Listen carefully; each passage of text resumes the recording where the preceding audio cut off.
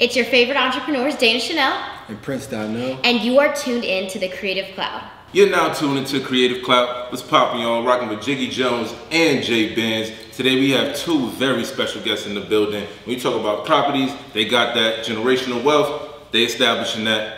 Prince Donnell and Chanel in the building, y'all. Hey, let's go around the applause. Thank you so much for having us. So you guys coined this phrase, couplepreneur. I know you target a specific audience with that. So just unpack that phrase first. Couplepreneur. Oh, couple, yeah. I think Dana kind of came up with that whole terminology, so she can explain that. I think you hashtagged it first. I mean, I don't really care for it. I just, if there's anything that I would want to focus on, if it was a hashtag, was family business. I think that's the most important. He's not just my spouse, he's my family. Like, the barbecue would be very different without him for everyone, not just me. And he's been such an asset, not just emotionally or mentally, but financially. He's added such an extraordinary asset to the family. And so we just do this together. There's nothing like having a built-in business partner. People think we're kind of weird. People think we're like, oh my gosh, because they're like, yo, how can you spend so much time with someone? Like, legit, we are together every single day. It's your bestie. All day, every single day since probably the day we met. Wow. And speaking of the day you guys met, so go back to the beginning. What was that? I guess who pulled up on who spotted who? Oh yeah, so I slid in the DM. that's how it works. But he didn't get answered for months. We both went to college together. Okay. Right? What school? Community College of Philadelphia. This was probably around 2012 to give people a timeline. And both went to school. We were there for about a year. We were just friends. We weren't dating or anything at the time. I was only there for 3 months. She ended up dropping out, headed over to New York to live with her dad. I dropped out the same year, and I started working at the bank. Started my career in finances, selling insurance and annuities and life insurance, and I got very good at that. And then I ended up seeing her about, I want to say, a year later, 2 years later. So probably around 2014, I start seeing her flowing all over social media, the viral videos, dropping bars on Christianity and just like spirituality. I'm like, damn, I remember her from college. This is crazy. So I slid in the DM and I was like, hey, I would love to get help with my business, right? Smooth. That was the real message line. I need some help with my business and everything. And she didn't respond back to me, but I had dropped my phone number there. It's crazy because I want to say like 6 months later, she didn't respond back to my DM for like 6 months. Wow. 6 months later, I was just about to change my phone number. Right before I changed it, she shot me a text. Wow. She said, what's up, what's good? I saw your DM, we got to talking from there. This probably was around 2015. We never stopped talking since. Man. Then we got married after that, and yeah, now we together forever. Wow, That's actually my road dog.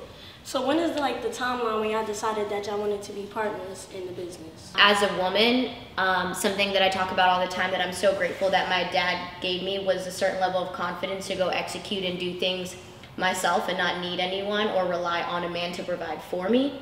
So when I met Don, I was afforded the luxury to fall in love with a man that I wanted and not force myself to love a man that I needed. And so, no, he was not going to be my partner immediately because love doesn't warrant a certain level of trust. And you're talking about the way that my family makes a living. This is all that we did. So partnership is grown. He worked for me first. And I thought that was really important because at the end of the day, you also, when you go into partnership, just because someone's there doesn't necessarily mean they're meant to be in a partnership, but what are they talented at? What are they good at? What are their gifts? What are they naturally able to do? Yeah. And so before adding someone to your partnership, what are you going to add them to?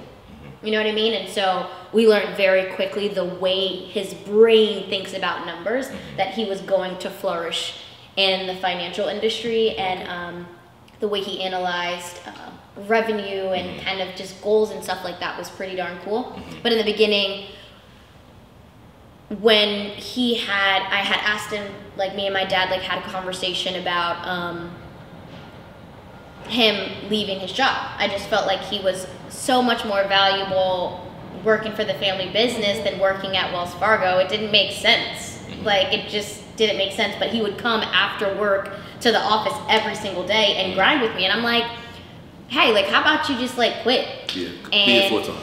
he never went back. I'm not sure if he did it the like right way, but then maybe I was a bad influence too, because I wouldn't want somebody to do it to me now that I'm an entrepreneur. But he didn't give them a notice. They wouldn't give us a notice. So I was like, so don't go back. And I remember one day though, specifically looking at him, and I was like, damn, I have a partner for life. We were sitting in the office, and at this point in time, we were on the Alakazam App Store. Remember that? And the way the Alakazam App Store is set up, we would go to a different city. I would teach them how to build a mobile application, but yet we would have to go home and make sure it gets submitted to Google Play and to Apple. That was a process. What people don't know is even 2 years into the business, I still was the only employee. I literally would create fake emails. Maybe I had a team of like 5, but it really was one person. And so we would go to the tour. I would teach marketing, advertising, because we had built the Sprinkle Juice app with over 10 million people. We would come home and still have to submit it to Google Play and Apple, which was a process, but we'd have to do it for 50 apps. So I remember looking at him one night, and I was like, I just never had anybody work as hard as me. And so I was just like, yo, how about we like not go home, let's binge. And he was like, what do you mean? I'm like, exactly what it sounds like. Let's not go home until this is done. And I think we stood in the office for 2 days. The rest of the team would get up. I remember that night. I remember that night. We was up until like 4 a.m. in the morning. We ordered Uber Eats, and we just literally sat behind our computers and locked ourselves in. Just knocking out the whole process. But to just backtrack, like, wait, you didn't let me finish though. Oh, like when I looked at him, and we were like maybe around the 4 o'clock a.m. because we get on a morning meeting with our team at 5 a.m. every single morning to talk about like what happened yesterday. Did we make enough money to reach quota? What are our daily goals and stuff like that? And before we got on the call, I said, yo, you ready to get on the call? And he looks at me, and he was like, yeah. But then I knew that I would have someone who was willing to push me, and I was willing to push, that we could go way further than what we could have done individually. Matching your energy. Exactly. And so once I found someone to match my energy, or I knew that if I were to pull with me, he wouldn't pull me back, was the moment I knew he was a good partner. Wow. And that's amazing. Like, speaking to, so you mentioned two of you guys' websites or apps that you already have. That includes Jumpin' Jack Tax as well. Curl Bible. Credit Exterminators. So which one was like the Kickstarter? Which one started first that kind of led to, was like the domino effect for the rest of them? Sprinkle of Jesus. So I tell y'all crazy, and I brag about my wife all the time, is that she's one of the first, well, not one of, the first person I've witnessed create a mobile application and put it on social media and have it go viral. Like, really think, I've never seen one celebrity, one person actually have a mobile application. Can you think of one like 5 years ago? To be honest, 5 years ago, we wasn't even thinking about it. Honestly. Had one. Like, around the time we was on Instagram and on Facebook, she had the Sprinkle of Jesus app, and everybody had it on their phone. It was going viral on, it was on the Shade Room, all of them platforms. Do you get what I'm saying? Like, she had 1 million downloads 3 years ago on her own platform. That was just pioneering the way. You know, like, and that's what made me, like, the way I'm set up is I look at every opportunity, there's a door in front of me, right? But I would do anything to just get access to the key to unlock that door, right? And for me, when I was working at Wells Fargo, I'm grinding, I'm making $1 million for the bank, but I only got $100 inside of my bank account at the time. I come across somebody that is in the business world, she's doing her thing, my father-in-law doing his thing, so I'm like, damn, I want to get access to that key. So for me, when they said they had an opportunity for me to leave the bank and just already be It's a no-brainer. Be working and producing for them, my thing is, if I'm already producing for a company that don't give a damn about me, why can't I produce the same results for a family that does care about me and they're going to pour into me? So I'm like, yo, listen, just give me the key. I'm opening up the door. That was all that was necessary. And from there, we steamrolled straight through that thing. You know, because I'm already a hardworking person and I produce. You know, but Sprinkle of Jesus definitely was the Kickstarter with over 8 million downloads. And basically, Sprinkle of Jesus was that platform where when you build a platform and you have all of the data, and a lot of entrepreneurs don't understand the importance of data. Of when you are on Instagram, you're on Facebook, right? You don't own any of that data. Now, when you're buying advertisement, you're really renting the advertisement. You're not acquiring the advertisement.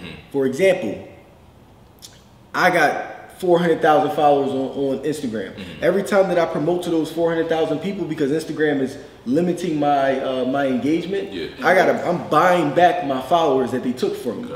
And each time I want to advertise, I got to pay it again and again and again and again. But when you got an app, right? Once a person downloads the app the first time, I acquired that individual to where when I go to advertise every time moving forward, there is no overhead cost for me to continue to connect with that individual, especially when we understand that communication is the biggest form of success for your business. You can't communicate with your customer like that, you can't win. Lose them, right? So Sprinkle of Jesus was that hub to where now we use that platform to promote every single one of the businesses because it already had 8 million. So for example, with Credit Exterminators, Sprinkle of Jesus sent out one notification to all 8 million people's phones that said Christians need good credit too.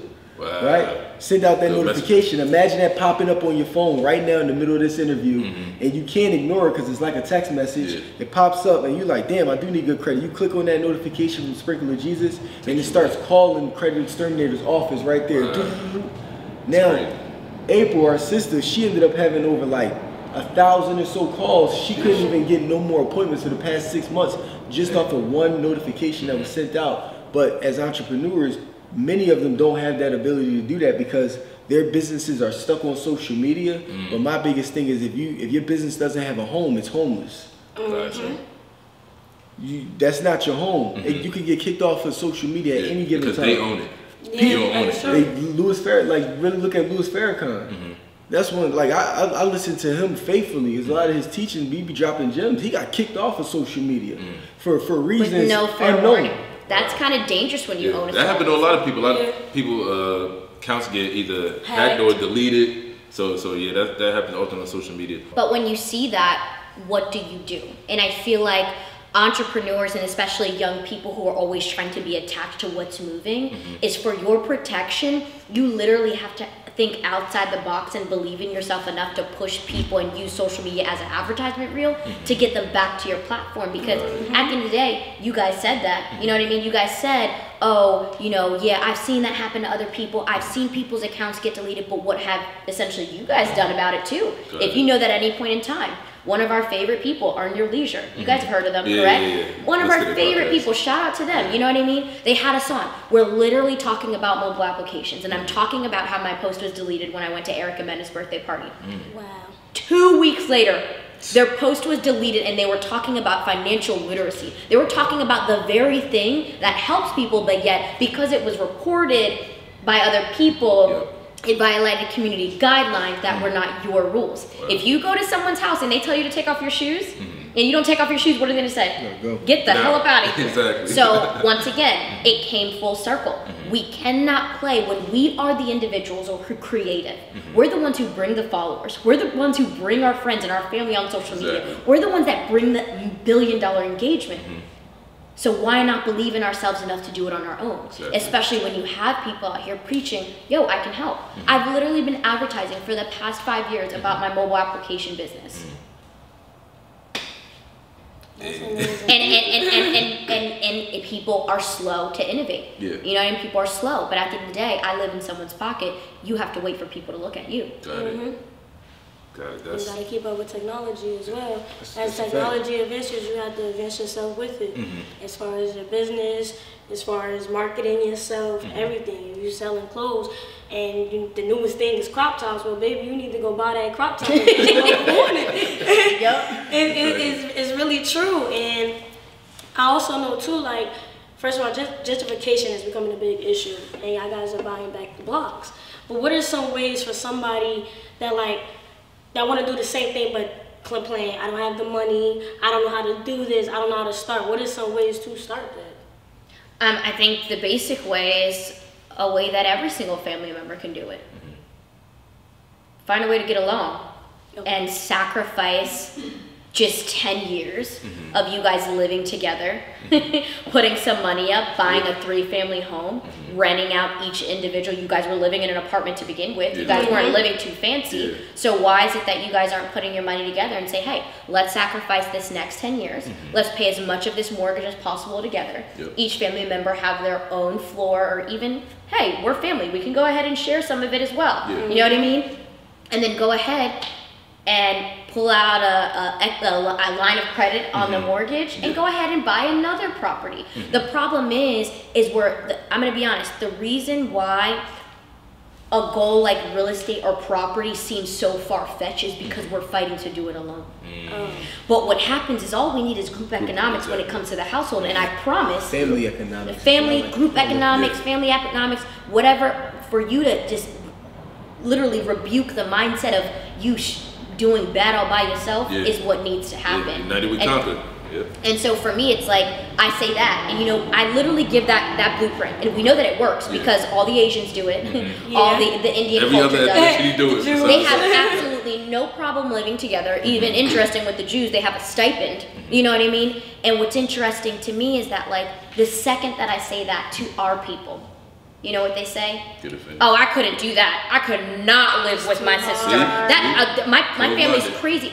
Everyone's family's crazy. Exactly. But my thing is your family so crazy that you're willing to stay broke for the rest of the next 20 years? Yeah, that's not, when you really put it in perspective like that, let's forget crazy and let's be crazy enough to fix our financial situation by working together so we don't have to live like this anymore. 100%. And that's what's important. It's like, I hate keep talking about the problem and being these fake woke people who have everything to say about, with the black community, we know how we're failing. But like, what's the solution now? Like, what do we do? And the thing about us is why we are where we are and why you have us on our podcast is because we've built blueprints and solutions for the minority household to take home to their families. And let's say, okay, dad, you do this, mom, you be in charge of organization, brother, you're really good at social media, sis, you're really good at camera, let's go ahead and put this business together. And that's how it needs to happen. But I believe sometimes we give people a little bit of too much option without pouring back into the family before you go do anything. That is, it's just mind-boggling to me how every rapper's dream is to buy their mama a house, but we have people on the street who's destroying their mama's block before saying, let's build this home together and make sure, mom, that you never have to pay. You don't have to be a rapper to buy your mama a house. You don't have to be a rapper to take care of your household. You can do it by just sticking together and finding a way to utilize every single family member's gifts and talents in order to make money for themselves. Because to be honest with you, everybody has a job here. Everybody has a 9 to 5, which means you're profitable somewhere. Someone didn't fire you, which means you're good at something. So why not first the family plan being you utilizing what you've already been trained to do, and stop going to work frustrated and angry like, oh my gosh, I can't stand this job, I can't stand my boss. No, dude. That's your college degree. Like, that is your education. You better sit back, and today, if anyone's listening, you better go back to work tomorrow and go with a whole different mindset, saying, I'm taking this entire blueprint and we're gonna go open a business by ourselves because I already know what I'm good at. 100%. I'm good enough to make somebody else money, now let me make it for my family. So I saw a video where you're saying there's nothing wrong with copying the cat. So you come from an entrepreneurship background, your dad, Uncle Magic, everyone kind of like grew up with seeing those commercials all over. But So what was like, talk about blueprints, copying the cat. Who was the cat that you copied? Or you as well, Don? Yeah, I think even with our newest company, Jumping Jack Tax, the cat is all of y'all. We looked at every single one. And this is what we're talking about, like a need-based business, and we've been preaching this for the last couple years. A need-based business, which means that I don't need you to like me, I need you to need me. Whether you like me or not, you're going to spend money with me. Why? Because it is important that we, especially as minorities, are going after frivolous goals that have an expiration date attached to it. Got it. You know, not everybody's going to be like, 1 in 100 million people are going to get into the NBA. Like 1 in 100 million are going to get signed to Interscope. Yeah. You know what I mean? And so to me is, how can we take over the very industries who are profiting off of us? But there are no major Fortune 500 companies who look like us. I'm very confused. Very few, yeah. And so for us, what we did was we sat down and we looked at, okay, what are your daily habits? What do you have to do every day? What do you have to do every year? What do you have to do every quarter? What is it that our people are doing regardless, and how can we insert ourselves? And one of the things we've been saying, stop trying to get people to change where they spend money. Just get who they spend it with. Just change who they spend it with. And so we know that everyone's getting their taxes done, which means all we have to do is insert ourselves and be the solution to something you're already going to pay regardless. Now you just make the decision to support somebody else. And so for us, the cat is us. We are the cats. How can we copy? How can we be a resource to something that we're doing every single day? And so we took the tax industry and we've innovated it like never before, because we had the background in technology from Sprinkle of Jesus. And so now with the mobile application and tax industry, we've merged this beautiful thing, how we were first afraid to take the Uber and get in the car with a stranger. But that was quickly changed. They changed that real quick. Now you can find a tax preparer to come to you, concierge service. Maybe you're busy, you have to go to work, we'll go ahead and pick up your W-2. And you can find a tax preparer on your phone, just like everything else. And most importantly, it is people that look like us in our communities that you are going to actually be doing business with. Wow. So you plug in all your information as far as in the app, and the everything. Wait, can you pull it up? Can you pull it up? It's gonna pull your zip code basically. So pretty much where I'm at right now. You open the Jumping Jack Tax and you'll see the beautiful Jumping Jack Tax logo, and then a map will pop up. It'll ask you if you'd like to refresh. We are adding new tax preparers every single day. Companies, they're independent companies. We are just their support system with getting them customers.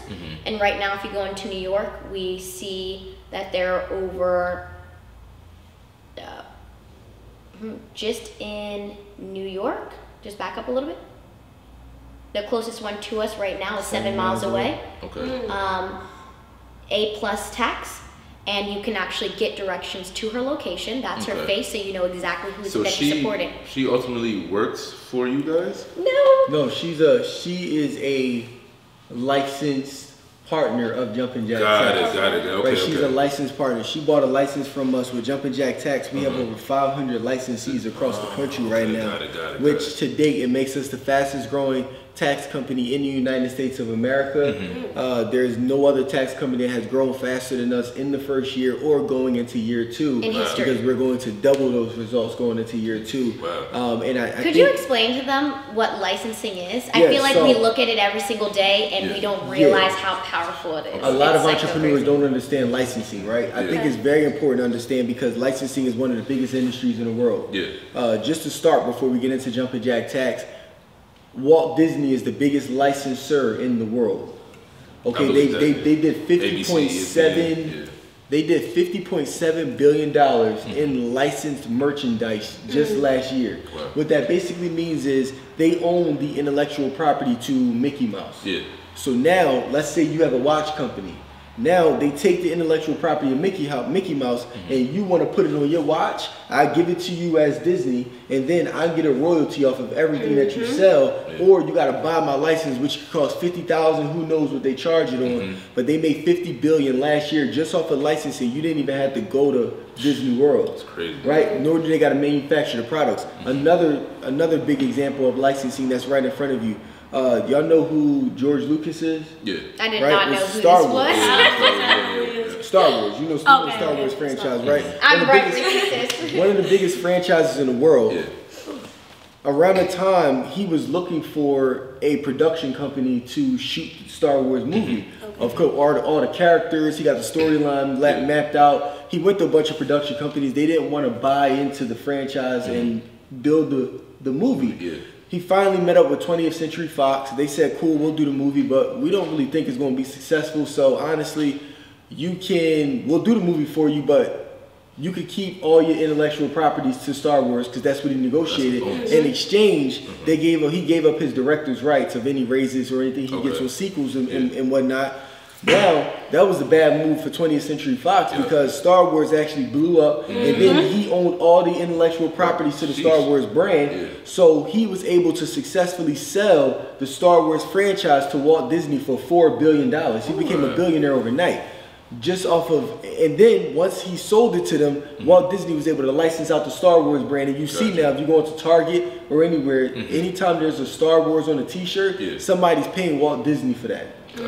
So in essence now, they're making money off of air, just off of brand, and nothing else. So with Jumpin' Jack Tax, we built the brand, we're the marketing behind it, we're the driving forces. Me and Dana are the faces of this company. So with that being said, now we're providing an opportunity for the everyday person to now start their own tax business. Like a lot of people don't know, you don't got to be a CPA, you don't got to be an accountant, you don't even got to graduate from college in order to start a tax business. Anybody can do it, right? So now we educated people on that and told them that they could start their own tax businesses, right? So now when they became a part of Jumpin' Jack Tax, they buy into the licensing of it, and they can say that they're a Jumpin' Jack Tax partner. We put them on our app so we could give them business and show them how to market the tax business to make money.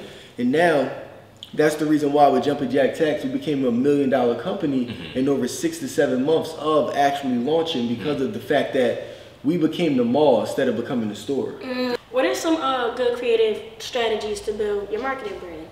So I think that when it comes to creative marketing, you can really pull from the experiences that you've had in the past to help you with the creativity of your business, right? So prime example, Jumpin' Jack Tax, we started around December 2018, right?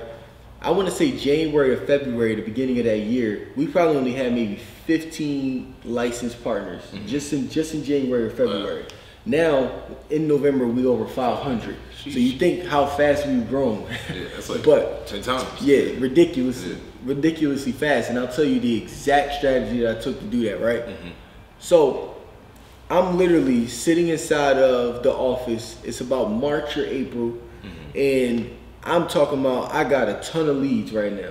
So basically the way it works is people come to the jumpinjacktaxes.com website, they watch this. I've created like this digital marketing experience to where, since it was just me by myself answering all of the phones, and I didn't have no sales team at the time. It was just me answering all the phones, all the customer service, doing all of the sales, getting people licensed and everything. So I had to find a way to be able to limit my time to where I'm on the phone, but I'm still trying to create sales at the same time. So pretty much I created this hour-long video, right? And I broke down the entire tax business in that hour video. So I created a way to sell it to them from them watching this YouTube video on the website. So when I was able to get on the phone with them, they already like 60% sold already. Right? So they already saw the video. Exactly. And my philosophy behind it was if they were able to watch an hour-long video, that means that they were serious enough to actually pay their money. I deliberately made it 1 hour. And every time I got on the phone with somebody, like, yo, your video was like an hour long. But every time, everybody that watched it to the hour were all people that were serious. Everybody who didn't, they never signed up to begin with. So I made about an hour. And I was able to now buy myself some time of being on the phones because I'm by myself, the resources is short, and I got to be able to generate revenue and capital. And as an entrepreneur, sometimes you got to bootstrap it, and you just got to make it happen. So now I'm dealing with a ton of leads at this point. I'm talking about like, I probably at this time had 1,000 leads. Now, I'm by myself. It's impossible for me to get through 1,000 leads. People start getting upset talking about some, yo, Don, I filled out the form. I want to start my business. No response. Like, what's up? Is this a real company? Because at the time, people like, yo, they like, yo, this ain't a real company. Y'all don't even answer the phones. Yeah, you know what I'm saying? And y'all black owned, y'all lying. Like, you know what I'm saying? They start coming crazy. But I'm like, yo, there's nothing I can really do. I'm trying to get back to you as soon as I can. So I'm sitting at home one day and I'm just brainstorming, man. I'm like, yo, how can I be able to talk to everybody at one time? Like, what can I do? So I started thinking, and when I was 18 years old, this is why you pull from past experiences. When I was 18, I was in network marketing, right? It was the first business I got into.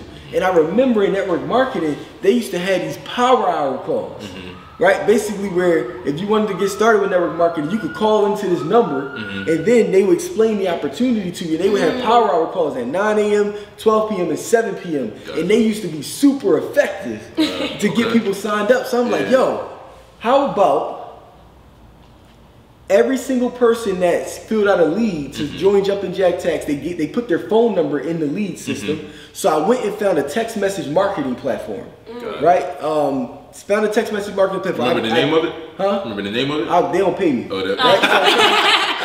You know, I was looking at him at the content. You better not say they names. Gotcha. When they start paying me, that'll be the day I say it. So you could Google those text message marketing platforms and find what you want.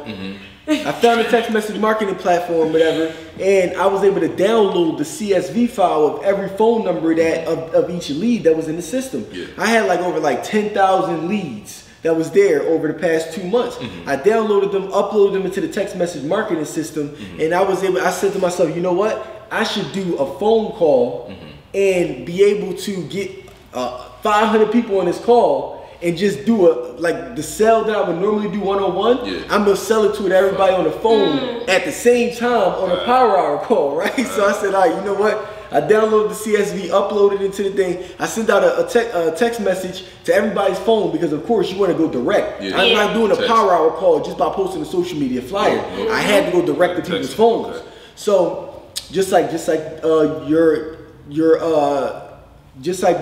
when you have your app and it sends out that notification. So I sent it out and I said, interested in wanting to start a tax business and make 50K or more in the tax season, call this number. Here's the phone at 7 p.m. Pop up on your phone as the text message. 7 p.m. came, I'm on the call, all you hear is ding, ding, ding, ding, ding, ding, ding, ding. All these people coming into the call, so I'm like, damn, I got over 500 people in here. I go hard on the sell. You know what I'm saying? I'm going in, breaking down the industry, and then I say to them, hey, in order to get started with your tax business, it costs $5,000 to get started to buy into a license.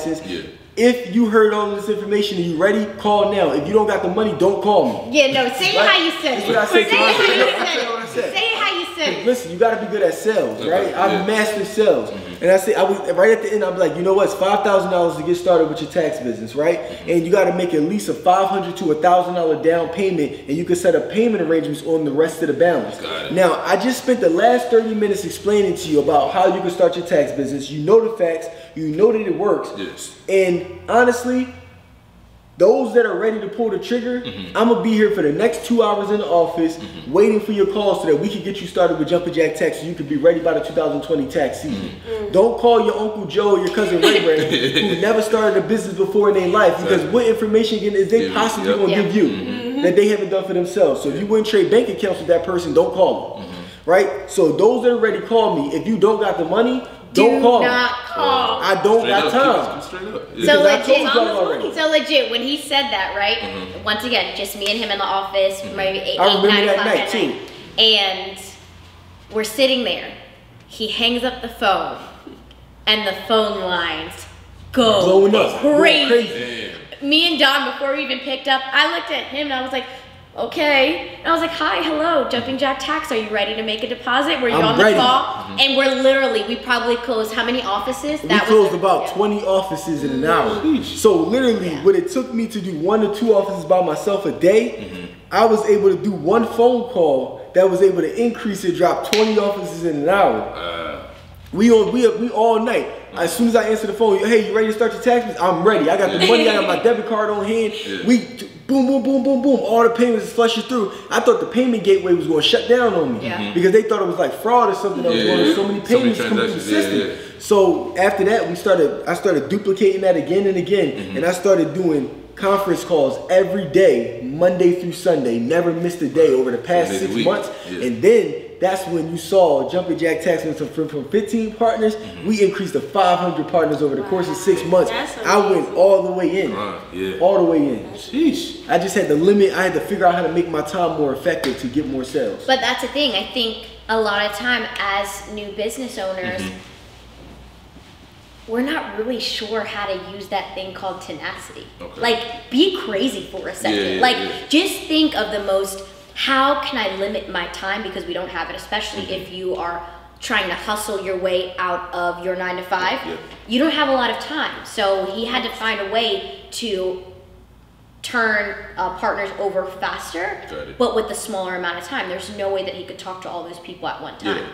And then so, love that, and I love how he pulled, once again, I couldn't give him that solution because I've never been in network marketing before. So I've never seen that concept, but when he did it, I was like, oh yeah, that's that works extraordinary. All right, I will admit, maybe a little egotistical at this time. I was about 23 years old, and I'm infamously known as a Christian.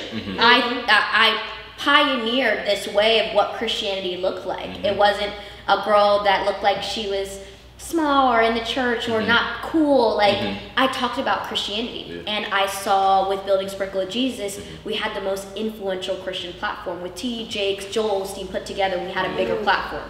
So to me, in my brain, of course, at this point in time, you know, I was exercising my speaking ability, and I wanted to go speak at churches. Those were some of my goals. Well, guess what happened? What happened? No one was booking me. Which was a little weird. Like, to me, it was very, very odd. Like, I'm the most influential Christian on the internet. The church is lacking in having young bodies inside the pews. Why would they not book me? And so I kind of got a little frustrated. I'm not gonna lie. Like, this is, sometimes you're either fueled by anger or you're fueled by passion. This was not passion. I was angry. I'm like, dude, they should be calling me. Well, what ended up happening, I said, well, if they're not going to pay me one way, I'm going to make them pay me another way. Got it. So it was that way. So I made a tweet and said, I'm looking for the top 10 pastors in the country to feature on the Sprinkle of Jesus app. Rep your pastor below if you think he should be featured. Direct to consumer. No, it was indirect. The pastor wasn't going to see that. Read it again. I'm looking for the top 10 pastors. Tag your pastor. I'm looking for the top 10 pastors to feature where? On the Sprinkle of Jesus app. Rep your pastor below. I have power of the people. Go ahead, you guys can ignore me if you want. Sometimes you have to make somebody come out of their rabbit hole to pay you. So what ended up happening when people saw that post? They started tagging their pastors, So you could understand the most popular pastors, what ended up happening. Their Instagrams and their social media started going psycho crazy. Once again, think when you're doing marketing, when you're putting together strategy, think the process all the way out of what exactly the consumer's gonna do when they see your body of content. So I knew that the second that I posted that, the person in the pew or the congregation was going to tag the pastor, which then was going to warrant the pastor to look at the post. Now, what was the pastor going to see? And what did they see? I'm looking to feature the top 10 pastors in the country to feature on what? Sprinkle of Jesus. So then what did the pastor go do? What is the Sprinkle of Jesus thing? Download it. They downloaded the Sprinkle of Jesus app. Lo and behold, I gave it maybe about... And they obviously saw all the traction. So there's something, it's a platform or something I should be a part of. Why don't I know about this? They downloaded the app, of course. We probably got hundreds and hundreds and thousands and thousands of downloads. I waited about, I would say, 6 weeks, sent out a push notification and said, I'm going to create, Sprinkle of Jesus will create a free mobile application for all churches and nonprofits. Wait. But with my mobile application business, I own the mobile application business. Exactly. Which means that, okay, I was willing to do the app for free, but you were still gonna pay your monthly hosting fee. Got it, okay. Which, think about it, it was no longer a convincing situation anymore, because if you see this extraordinary platform called Sprinkle of Jesus, you saw the functionalities of the app. You saw that you could watch sermons. You saw that you could get prayer requests. I showed them exactly what they wanted and what they needed in a mobile application, and then sold them on it. But they didn't know I owned Alakazam apps. So you think, and let's do the math. Let's do the math. I told y'all, you're not gonna pay me one man and try to play me like I'm not innovating the community. I'm gonna find another way. That's what marketing and strategy is. Yeah. So through Alakazam app, you created $250 a month on a reoccurring hosting fee, right? Do you know, after that notification went out, over the course of 3 months, we did over 250 apps for churches and nonprofits. Wow. So let's do times 250 was $62,500 a month. Usually an app user is specifically if they're in a business where they share it with a big body of people, they're not going to get rid of it due to the fact that the congregation starts relying on the mobile application, knowing when events are, when churches, updates and stuff like that. Our lifetime is about 2 years.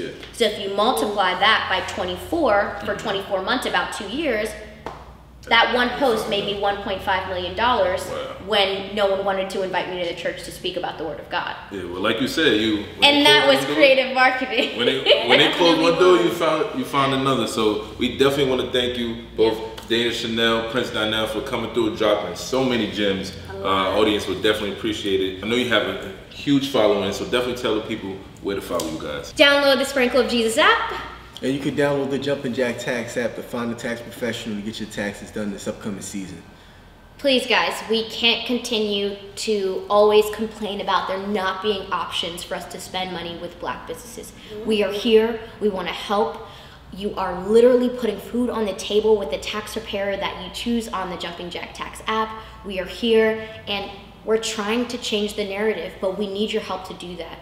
Not everyone's called to be a leader, not everyone's called to be an entrepreneur, but you as the consumer can help too. So please use us. If you are not useful, you are useless, and we want to be used. Drain us of all that we possibly can and let us be a resource to you. There you have it. Jiggy Jones, J Benz, Creative Clout, Prince Donnell, Dana Chanel.